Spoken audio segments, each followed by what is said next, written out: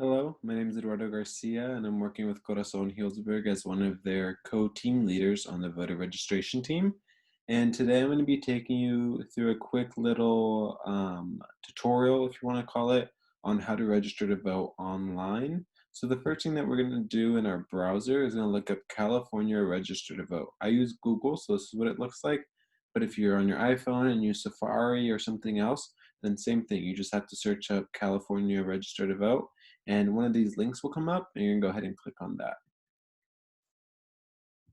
After doing so, you're gonna be presented with the following options, right? So you have your language preference. I'm doing this in English. There will be a bilingual one as well. So I'll be giving a Spanish one in a different video.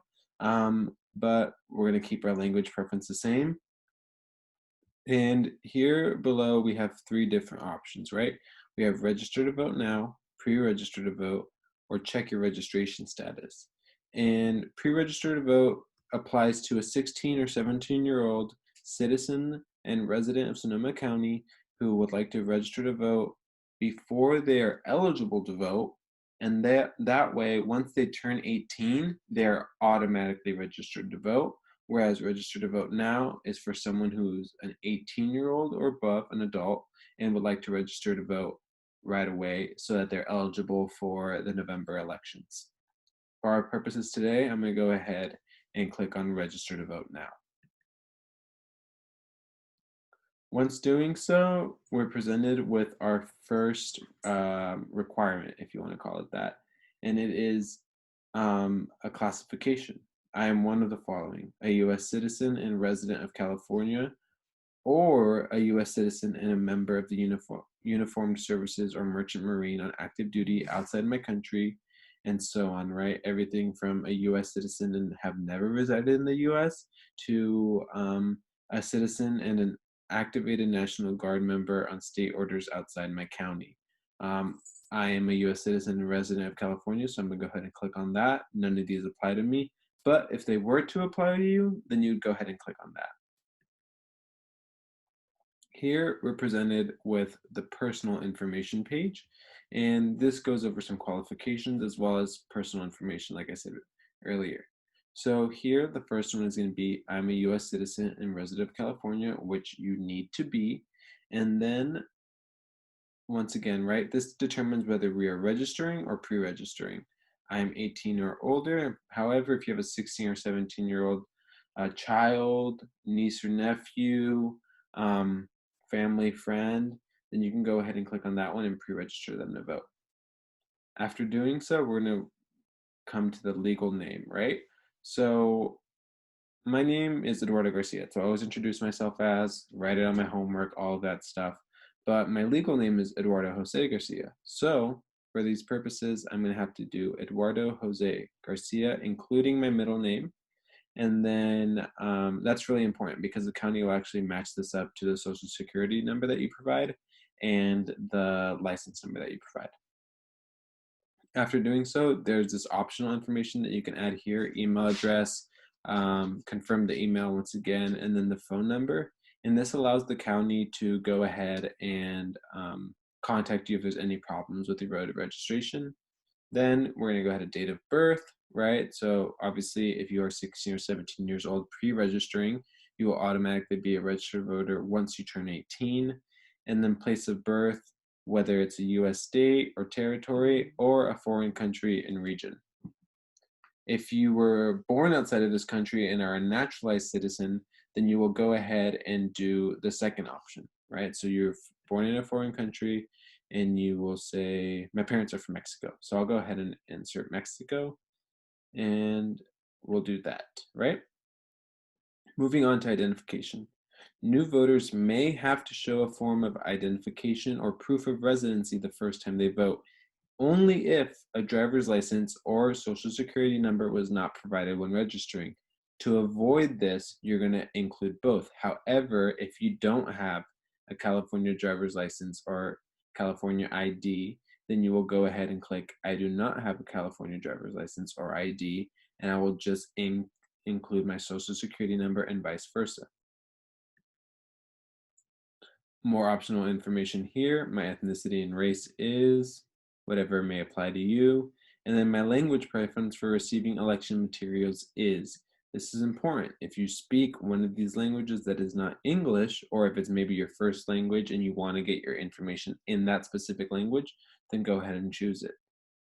Home and mailing address. Same thing. This is going to be really important that you get this correct this year, especially as all ballots will be mailed. And then there's one really important small box right here, and it is I was previously registered or pre-registered to vote. You click on that, it's going to open this tab. And the reason that they want you to give this information is to unregister you from that previous county. So I go to school in Los Angeles and I was previously registered to vote there. However, I'm not going to be living over there due to COVID. And therefore, I have to re register and go ahead and fill out this previous registration. Like I said, this will go ahead and unregister me from Los Angeles, and then we'll update my voter registration to Sonoma County. After that, you're going to click on, do you want to choose a political party preference?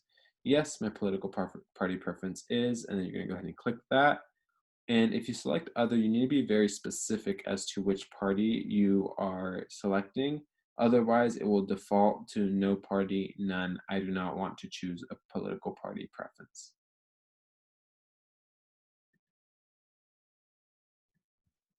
Once we have once we have filled out that first page, we're going to continue on to the second page, which is kind of additional information and consent. So this is going to be important this year. I want to get my ballot by mail before each election. This means that it would apply in the future as well. Like I said earlier, due to COVID this year, all ballots in California will be mailed home to your address that you provided in the previous page. But I'm going to go ahead and click yes.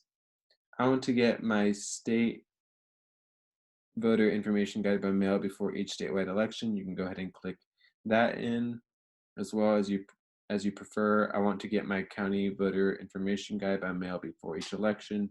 You can go ahead and do that as well. I want to be a poll worker and assist voters on election day. Click that if you want to. If you don't want to, you don't have to. Same thing, these are optional. And then did help filling out this form. Did someone help you fill out this form? If someone did, then you're gonna go ahead and click out yes, and then they're gonna have to provide their information there. If nobody did, then you're gonna go ahead and click no. And then this is, of course, the affirmation, which says, I declare under penalty of perjury under the laws of the state of California that I am a U.S. citizen and a resident of California and at least 18 years old. I am not currently in a state or federal prison or on parole for the conviction of a felony. I am not found mentally incompetent to vote by a court.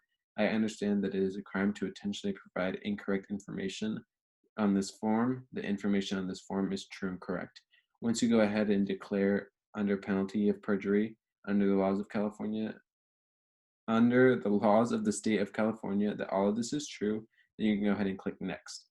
Once you click next, you will be brought to a page that will kind of overview your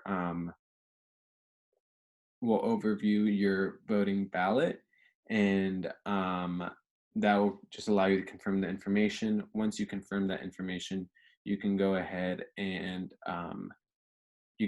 submit it, and then you'll be good to go. Just give me 1 second. I'll show you what that looks like.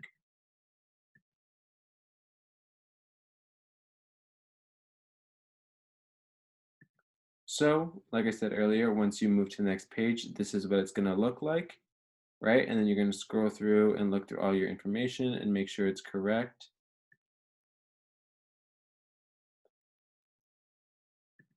And then at the end, down here, you're going to go ahead and click on the affirmation one more time and submit it. Once you submit it, you're good to go. And you should be getting either an email confirmation or a confirmation in person that you are registered to vote. Thank you.